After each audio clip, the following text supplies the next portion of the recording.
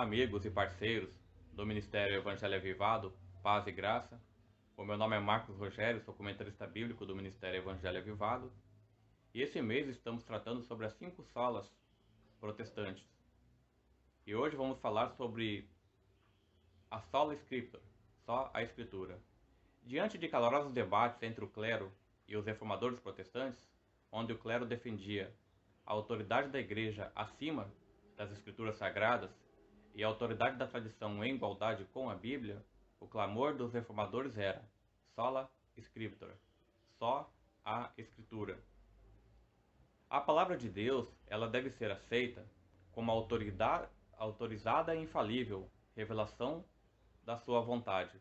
Toda experiência religiosa, todo decreto eclesiástico, toda literatura religiosa, toda pregação, toda confissão de fé deve ser provada pela Bíblia e rejeitada se não estiver de acordo com a mesma. O apóstolo Paulo escreveu: Não ultrapasseis o que está escrito. 1 Coríntios capítulo 4, versículo 6.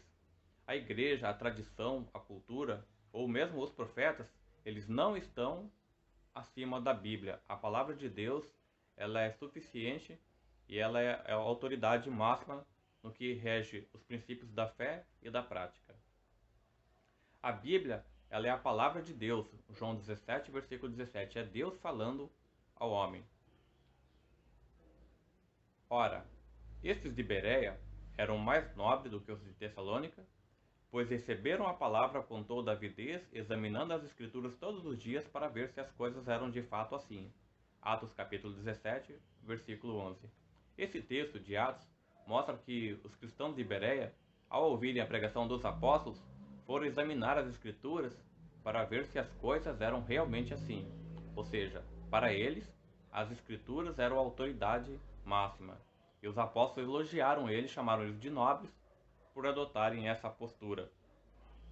Jesus também ele se deparou com situações onde a comunidade religiosa queria colocar a tradição acima da palavra de Deus.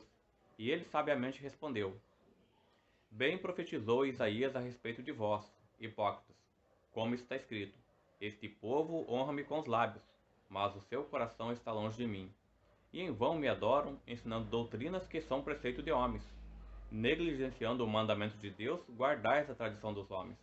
E disse-lhes ainda: Jeitosamente rejeitais o preceito de Deus para guardardes a vossa própria tradição. Marcos capítulo 7, versículos 6 a 9. O princípio do sola scriptura, ou de somente a escritura, foi defendido por Cristo e por seus apóstolos. Foi defendido pela igreja primitiva, foi defendida pelos reformadores protestantes e deve ser defendida por nós hoje, no século XXI. O princípio do sola scriptura é bíblico. E a Bíblia é a autoridade máxima, a revelação da vontade de Deus.